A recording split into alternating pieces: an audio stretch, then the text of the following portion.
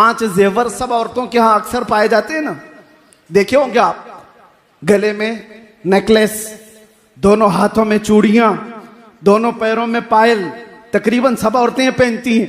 तारीख आप पढ़ करके देखो, यूनान की उस वक्त की पॉश हुकूमतें भी और पहले के दौर की हुकूमतें भी ये मीटिंग करती थी औरत को इंसान समझा जाए कि नहीं समझा जाए। और उस दौर में बाज लोगों ने कहा कि ठीक है ये इंसान है, लेकिन इसको साथ में अगर कहीं ले जाना है बाजार में तो 5 जंजीरें पहनाकर, एक गले में, 2 हाथों में और 2 पैरों में 5 जंजीरें डाल करके औरत को बाजार ले जाया जाता था। औरत की यह हैसियत थी। मेरे मुस्तफा सल्लल्लाहु अलैहि वसल्लम ने इन जंजीरों को तोड़ा और उन जंजीरों को औरतों की जेवर बना दिया गया है। शक्ल तो बाकी है लेकिन जंजीर नहीं है।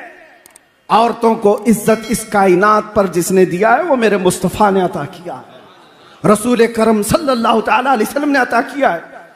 अजीजा निगराम वक़ार, आज इसलिए भी मैं बात कर रहा हूं कि 2 चीजें बहुत बड़ी सख्त हैं दुनिया में, औरत और दौलत। इस पर कंट्रोल अक्सर लोग खो जाते हैं, यहीं से तो गुमराही आती है। इन 2 चीजों की लिमिटेशन मेरे आका ने जो तय की है वो कितनी बेहतरीन है।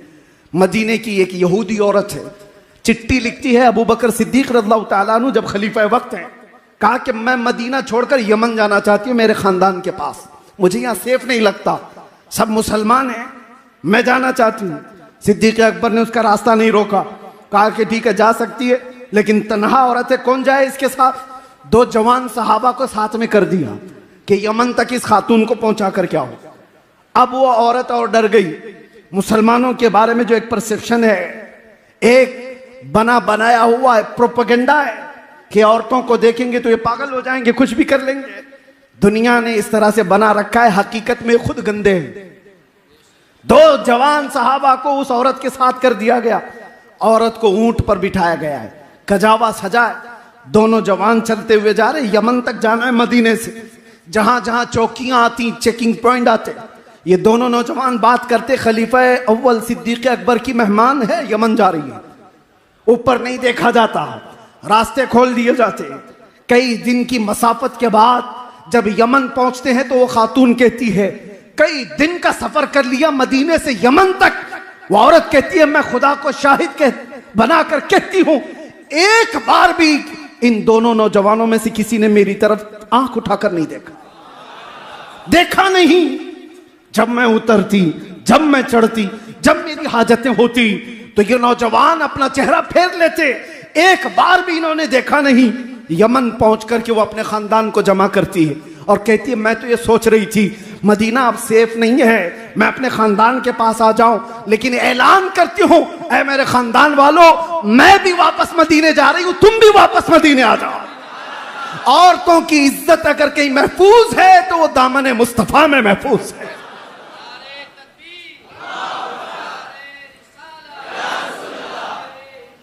मेरे अजीजों, ये सिर्फ और सिर्फ बेटियों की बात जहां तक है, ये इनकी इज्जतों की बात, हदीसें पढ़ो आपको पता चले।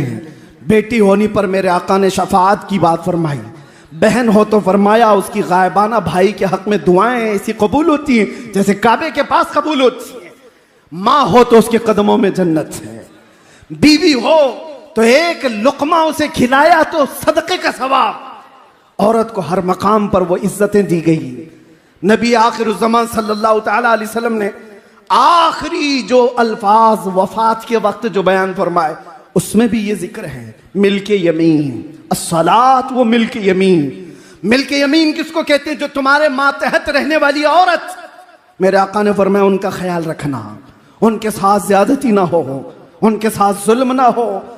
और हुजूर अकरम सल्लल्लाहु ताला अलैहि वसल्लम की सीरत आप पढ़ो, 10 बीवियां जो एक साथ रही, 10 बीवियां, और मुख्तलिफ रिवायात में जो 11 है तादाद, वो आगे पीछे किसी के इंतकाल के बाद, हजरत खदीजा जब तक थी तो कोई और बीवी नहीं थी, बाकी 10 बीवियां जब तक थी, एक भी बीवी ने कहीं कोई रिवायत नहीं बयान की कि हुजूर ने किसी पर हाथ उठाया, किसी ने नहीं कहा।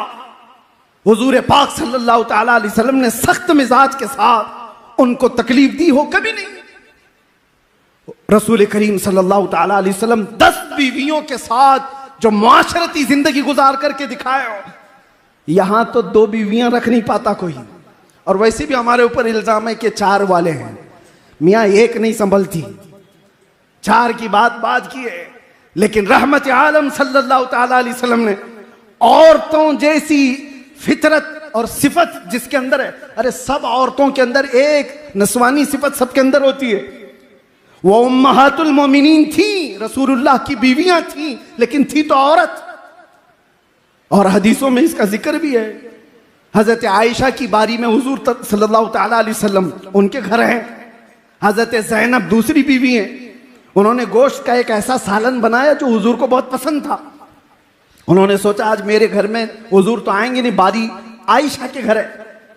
थोड़ा सा सालन उन्होंने अपनी खादिमा को दे करके भेजा, आयशा के घर रसूलुल्लाह सल्लल्लाहु अलैहि वसल्लम है, ये सालन हुजूर को पसंद है, पहुंचाओ।